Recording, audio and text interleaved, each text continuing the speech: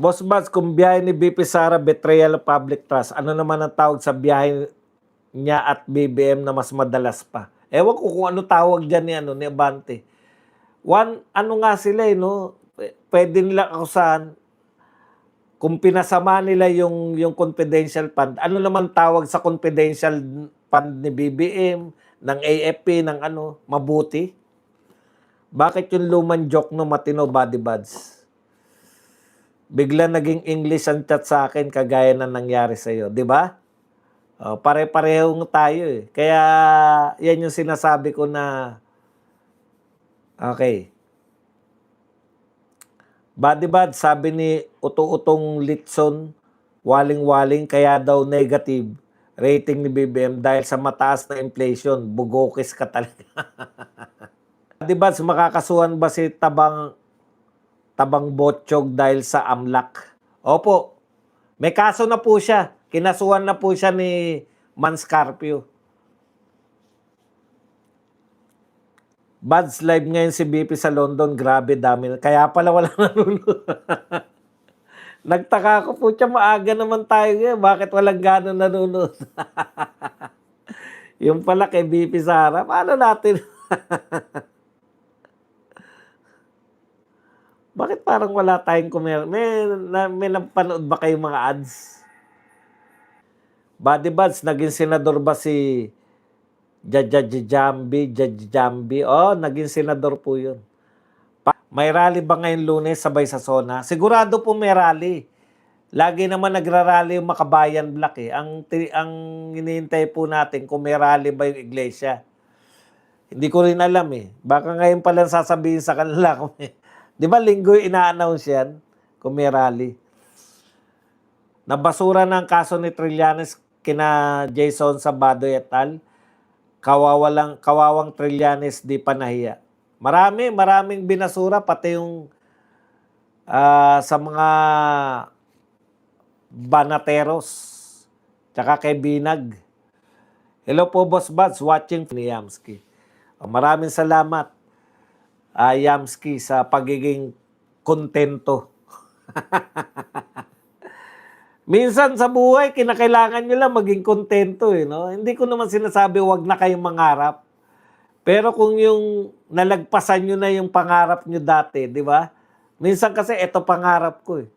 Tapos nalagpasan mo na yung pangarap mo, yung kumbaga, mas mataas na yung narating mo kaysa sa pinangarap mo. Tapos naghahangad ka na naman ng bagong pangarap. Ang point ko lang dyan, enjoy nyo, tumigil kayo panandali, enjoy nyo yung mga nakamtan ninyo. Kasi, baliwalaling din, maghangad ka na naman, yung walang tigil. Kasi ako sa totoo, siyempre, nung naabot ko na yung pangarap ko sa tinapos kong kurso, na-enjoy ko na eh. Di ganun na lang. Pero, nadagdagan ng pangarap ko kasi hindi na ako masaya nung bandang uli. Alam niyo, gusto ko kasi talaga, tapos nakita ko tong trabaho na to, may mas sasaya pala sa dati kong trabaho.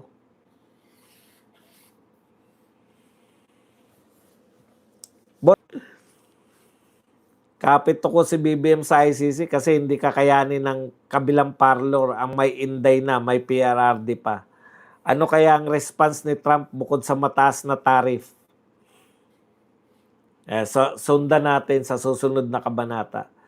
Boss Buzz, yung pala, ito pala, yung timeline, no? Di ba, alam natin, nagkausap si Trump tsaka si BBM. Tsaka yung may nag-tariff. Yung pala, after ng pag-uusap, tsaka tayo pinatawan ng tariff. Wala siguro nahita. Siguro ang gusto marinig ni Trump sa pag-uusap nila, ano na po kami sa ICC. Di ba? Hindi na kami makikipagtulungan sa ICC. I-request namin na ibalik na si Tatay Digong. Ganun eh. Boss ba, sakala ni Risa, tataas rating niya kung may banta rin sa kanya. Ayun, baka nag-aabang siguro sa susunod na posting na rating kung tataas na ba siya. Hindi po tataas siya. Meron naman silang boto eh. Yung boto po ng Dilawan, Yang kay Lenny. Kaya lang tignan niyo po, wala po talagang ano 'no, ganyan po. Tignan niyo po pinakamataas sa mga tao ni BBM. Si ano na, 'di ba, si Vince Dizon 1% lang. Gano'n po inaayawan. Taliwas sa sinasabi sa paniniwala ni Claire Castro, inaayawan na talaga si BBM. Akalain niyo, 1% yung pinakamataas. Si Tulfo hindi naman po ano yan eh. Tumatakbo po si Tulfo bilang si Rapi Tulfo. Hindi po inyo yan. Yung mga BBM lang talaga dyan, sa mga nagbabalak na tumakbo. Wala nga nag-ano sa mga Rimulya, no? Ang aga na laos ni ano, ng mga Rimulya. Mas sikat pa ngayon si Matibag kaysa kay Rimulya, di ba? Kapito ko si BBM. Boss Baz, akala yan. Sabi sa ating nasa garden, nasa roof deck na. Buddy Baz, may lumabas na placard, napikon na si Zendaya, kakasuhan daw niya lahat ng nagsabi na tabingi siya. Totoo ba yun? Zendaya. Akala ko si Zendaya. Alam niyo po, totoo man yan at hindi, wala naman pong umiintindi na sa kanya. Kahit na ano pong sabihin ni Zendaya, wala naman pong bilang. Paniwalaan niyo siya o hindi niyo siya pakaniwalaan, wala pong, kumbaga, walang bigat. Walang katotoryan. Leader nga nila, 0.01%, si Zendaya pa. Akala nila, nakikita nila madalas yung sarili nila sa media. Akala nila may epekto. Then no po makikita, no? Saan po ba lumalabas sila Baste? Saan po ba lumalabas si Inday Sara? Wala naman po mga, ano yan. Hindi naman po, napipilitan sila kay Inday Sara, pero sila Baste at iba pang mga ano, tahimik na ata si Mama Monchang, ba, diba? So, meron pa rin sinabi, hindi ko lang inintindi. Ito yung sinabi ni Mama Monchang.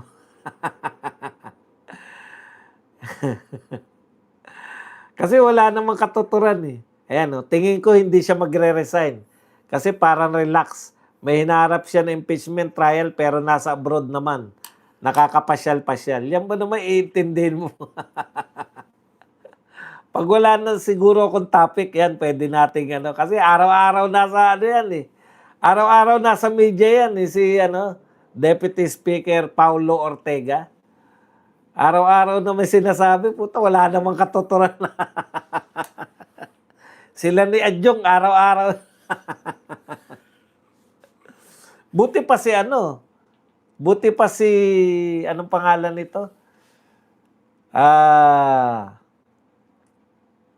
Si Redon, kahit papano, napipick up pa natin kasi may sense eh. Ito.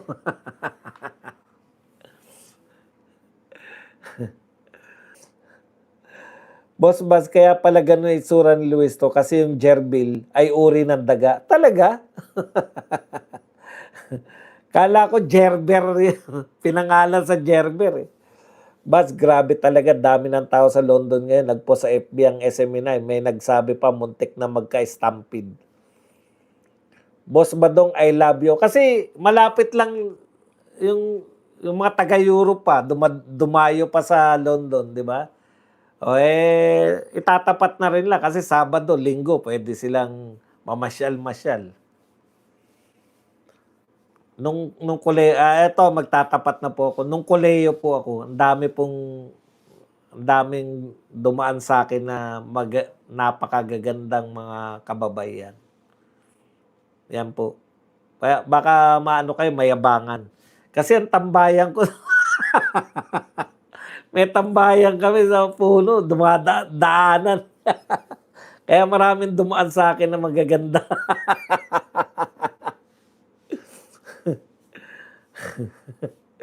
Simple lang naman ang gusto ng babae, yung pinaparamdam at pinapatunayan nilang mahal sila. Kita niyo naman. Iba-iba rin po mga babae. May mga babae rin po na, iba-iba rin kasi yung tipo eh. ang babae kasi iba-iba po. Yung iba, gusto naman nilang matalino. Lalo na yung mga lumaki sila magaganda, yung mga magaganda. Kaya maraming magaganda na nadadali ng mga matatalino. Eh. Kasi karamihan po ng mga magagandang tao, bata pa lang sila, magkakasama na sila, mga tropa nila magaganda rin. Tapos na mananawa ka, tapos bigla ka makakakausap ng isang taong matalino. Puto, di ba? Buong buhay mo, panay gwapo at magandang nakakasalamuha mo. Ano yung napag-uusapan nyo? Panay pakyut lang. Bigla ka nagkaroon ng kausap na hindi ka gwapuhan, tapos may sense. Bigla ka napapabuka ka. Bigla ka napapabuka ka. Kaya lang, pansamantala lang din yun. Kasi may untog din eh. Di ba? Mauuntog din balang araw yun eh. Karamihan kasi ng hindi kagwapuhan, nakapag-shota ng maganda, feeling nila gwapong-gwapo na sila sa sarili nila. Kaya maghangad pa na mas maganda. Tatapat-tapat na nyo lang po. Yung iba, gustong...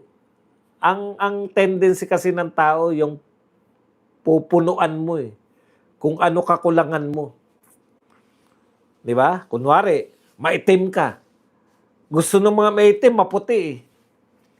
Maliit ka. Gusto naman ng mga maliliit, matangkad ang maging asawa nila. Oh. Kaya kayo, tatapatan nyo lang. Para hindi kayo, kung hindi kayo sigurado, manligaw kayo na sangkatutak. Literal po, 10 ang nililigawan ko isang panahon. Mabasted ka man lang siya, may isa ka pa. Yung naging shota ko si Mrs., hinanting niya yung mga kung sino yung mga dinidiskartehan ko. Ang dali lang po kasing ano eh. Ang dali lang po doon. Hatid ka, hatid mo sa sakayan. Kilig na pag hinatid mo. Hindi nila alam, ang dami mong hinatid.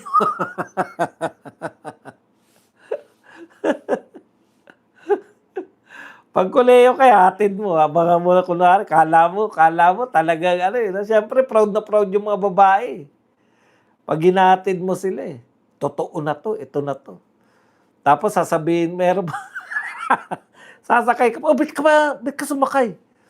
Ihatid kita hanggang inyo eh. Ay, hindi. Sila pa natatarantaw. Sige, next time na lang. Siyempre, puro lang pala katsismisan kay Matibag Boss Buds. Eh, yun talaga. Ganun talaga. Pagka hindi, yun talaga tawag, di ba? Pagka wala kang personal knowledge, hearsay. Parang kung Boss Buds yan. Simple lang naman. Puro lang. Yan ang tama ginawa ni Baste. We need strong Pilipino at may tapang mga salita.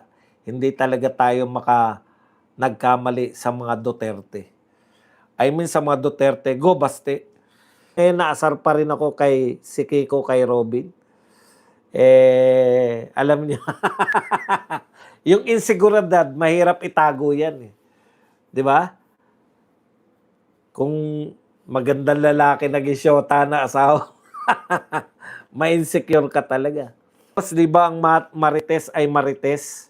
Di dapat paniwalaan kung di pa nangyayari kasi may marites ako na minarites sa akin sa Sona speech. Di na nga ba na may surprise daw patungkol sa ICC, sabi ng chismosa. Opo, hindi dapat pinapatulan yan. Ayun po ang maganda sa pakikipagkwentuhan natin rito kay Badong. Kaya po nakita nyo po yung pag kahit question and answer na tayo, hindi bumababa yung viewership natin. Minsan tumataas pa nga eh. Kasi nga, kayo nagpapasya kung anong napagkukwentuhan, kung ano yung tanong nyo eh. Tapos nasusundutan natin. Eh, pwede na po kasi open topic na. Kapag natutulog kami ni Mr., laging nakatalikod, mas mahal niya Dabarkads. Sam and Wing, Hong Kong. Ako, ganito sa akin yan eh. Akala ko rin nung una. Pero once na magkahiwalay kayo, kasi Do'n mo mare-realize. Eto pananaw ko diyan, eh. Bakit parang, minsan nakakaramdam na wala ng sweetness, 'di ba, lalo na 'pag matagal na kayo. Ang paliwanag ko diyan parang bakit noon na-excite ako pag-uwi mister ko o na-excite ako 'pag magkikita kami ni misis, ta's lagi pa kaming namamasyal lagi. Bakit parang ngayon parang may nagsabi pa parang magkapatid na lang, eh. Parang 'yan po yung panahon na nagdugtong na yung inyong buhay. Paano mo naging isa na kasi kayo, 'di ba? Naging bahagi niyo na yung bawat isa. Eh, halimbawa, tatanungin ko kayo, mami-miss niyo ba yung paa niyo? Hindi naman, eh. Pero yung paa niyo 'pag nasaktan niyan, alam niyo yun, sakit na kayo sa lahat. Ang point ko lang, naging bahagi niyo na yung isa't isa, eh. Hindi na kayo iba. Sa'kin, sa experience ko, sa misis ko, 'pag nung naging isa na kayo, naging bahagi niyo na yung bawat isa, kaya parang wala na, parang yung paghinga yan, eh. 'Di ba? Yun na yung misis mo, bahagi mo na yun, eh. Bahagi na ng pang-araw-araw mo, nariyan ang misis mo, gano'n. Naging isa na lang kayo. Ngayon mararamdaman mo yung kawalan mo sa kanya 'pag hindi na kayo 'pag nagkahiwalay talaga kayo. Puwede rin naman na makasanayan niyo na magkahiwalay na kayo. Wala na pong gano'n. Wala pong sa madaling salita, walang formula ang pag-ibig.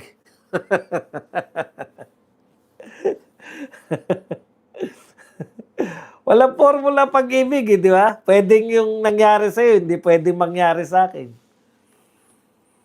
Kaya samantalahin niyo na lang ang lahat. Kung anong meron, maging masaya kayo. O inabot na naman tayo ng kinabukasan.